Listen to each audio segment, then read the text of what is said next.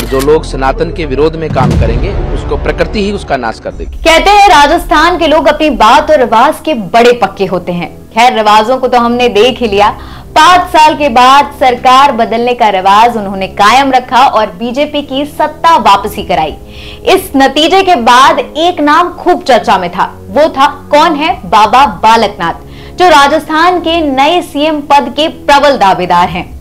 राजस्थान में बीजेपी की जबरदस्त जीत के बाद मुख्यमंत्री पद की दौड़ में नया नाम जो बहुत मजबूती से उभरा है वो है बाबा बालकनाथ। केवल राजस्थान ही नहीं, संसद तक इनकी चर्चा है। सोमवार को संसद सत्र की शुरुआत थी। अलवर से सांसद बालकनाथ संसद पहुंचे थे तो नेता प्रतिपक्ष अधीर रंजन चौधरी ने उनकी तरफ इशारा करते हुए कह दिया, ये राजस्थान के नए सीएम बनने वाले हैं। इस पर बालकनाथ थोड़े झेप गए। बालकनाथ तजारा विधानसभा सीट से उन्होंने हाल ही में जीत दर्ज की है। खैर, बता दें, बालकनाथ अपने नाम के आगे योगी लगाते हैं। उसी नाथ संप्रदाय से ताल्लुक रखते हैं जिससे यूपी के मुख्यमंत्री योगी आदित्यनाथ हैं। नया सीएम बन रहे हैं ना, सीएम बनते ही पहला काम क्या करेंगे? अरे भाई, राजस्थान के सीएम बनते हैं। अगर योगी आदित्यनाथ गोरखपुर से नाथ संप्रदाय की पीठ गोरखधाम से महंत है तो बाबा बालकनाथ हरियाणा के रोहतक में मस्तनाथ पीठ से महंत हैं। महज 6 साल की उम्र में उन्होंने आध्यात्म की दुनिया मान ली थी।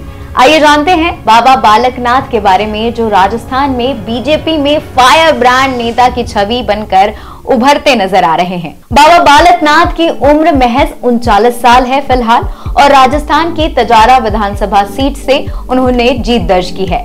हालांकि जिस समय वो राजस्थान के विधानसभा चुनाव लड़ रहे थे वो उस समय अलवर जिले से सांसद भी थे।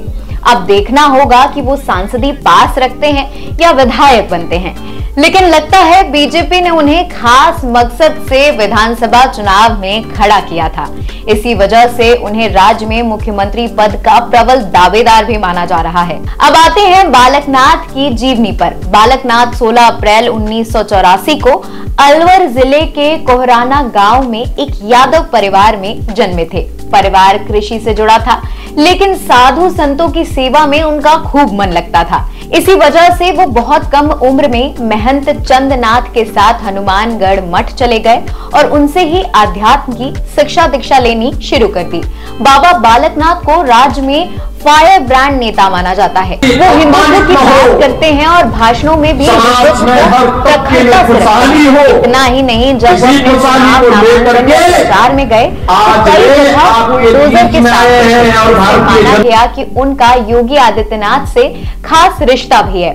वैसे दोनों के नाथ संप्रदाय के होने से एक कारण ये है कि वो दोनों एक दूसरे के प्रति खास आत्मीयता रखते हैं। नाथ संप्रदाय में गोरख पीठ को इस संप्रदाय का अध्यक्ष माना जाता है तो रोहतक पीठ को उपाध्यक्ष माना जाता है। बालकनाथ नाथ संप्रदाय के 8वें संत माने जाते हैं। बालकनाथ साल 2016 में रोहतक के मस्तनाथ मठ के उत्तराधिकारी बने।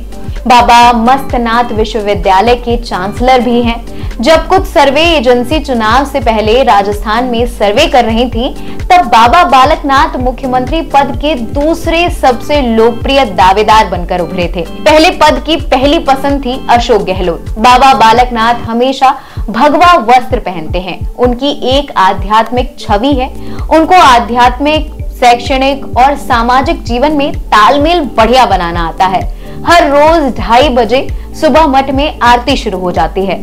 रात में महंत बालकनाथ कितनी भी देरी से आए, लेकिन वो सुबह उठकर आरती जरूर करते हैं, जिसके बाद विधि के साथ कामकाज और ब्यौरा लेते हैं। साथ ही साधु संतों के साथ मिलने जुलने के अलावा आम लोगों से भी बातचीत में रहते हैं और आम जीवन शैली होने के चलते वो हमेशा चटनी रोटी भी खा लेते हैं। अब आते हैं बाबा बालकनाथ की जाति, समुदाय और संपत्ति के बारे में।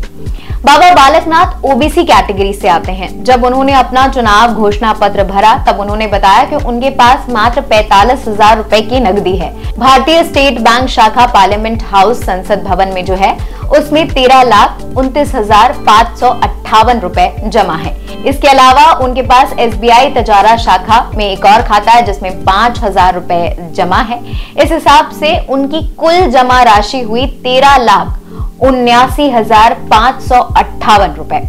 बाबा बालकनाथ ने केवल इंटर तक ही पढ़ाई की है। और भी ऐसी खबरों के लिए जुड़े रहें एनबीटी ऑनलाइन के साथ।